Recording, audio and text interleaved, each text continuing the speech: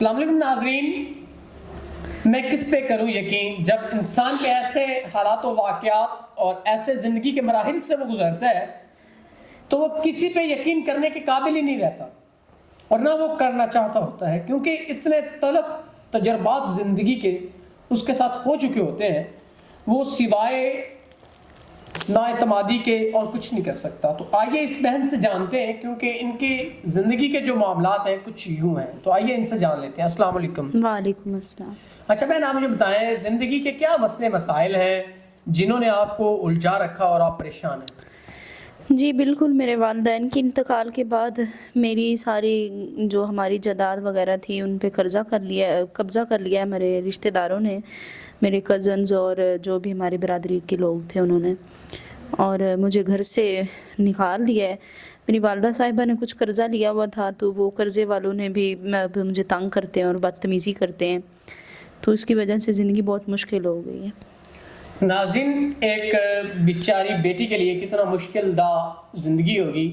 کہ قرض والے آ کے ان کو ذلیل کرتے ہیں کہ آپ ہمارا قرض دو، ورنہ میں بیان نہیں کرنا چاہتا جو نامناسب الفاظ ہیں، اور ہمیشہ میں اخلاقیات سے گھری ہوئی بات نہیں کرتا۔ تو اگر ان کی زندگی کے کوئی معاملات یا ان کی جو پریشانیاں ہیں ان کو کوئی شخص دیکھے، ان کے تمام تر جو پریشانیاں ہیں ان کو ہینڈل کرے، اور جس وقت و حالات سے یہ گزر کے آئیں یا اب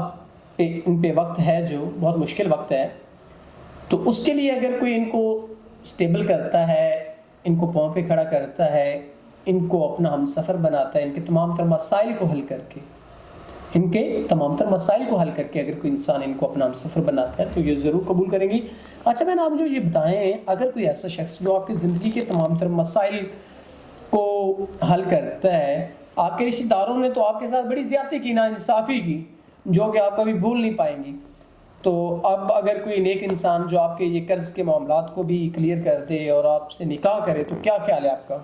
جی بالکل، اگر کوئی میری مدد کر دے اور مجھے عزت دے گا، عزت سے رکھے گا تو میں ضرور نکاح کروں۔ ناظرین، یہ ضرور نکاح کریں گے اگر کوئی عزت اور ایک ایمانداری سے اگر کوئی ان سے تعلق بنانا چاہتا ہے، تو اس میں عمر کا بھی کوئی مسئلہ نہیں ہے اور نہ ہی کوئی شادی کا مسئلہ ہے جو پہلے شادی شدہ ہو۔ تو اگر کوئی ایسا سنسر پرسن جو ان کے معاملات زندگی، ان کی والدہ کا قرض، جو بھی ان کی پریشانی ان کو اگر ادا کر سکتا ہے تو ضرور ان سے نکاح کرے اور اسلامی طرز عمل کے ساتھ اپنی زندگی گزارے۔ تو اسی کے ساتھ اپنے میزبان نواب احمد کو دے اجازت، خدا حافظ۔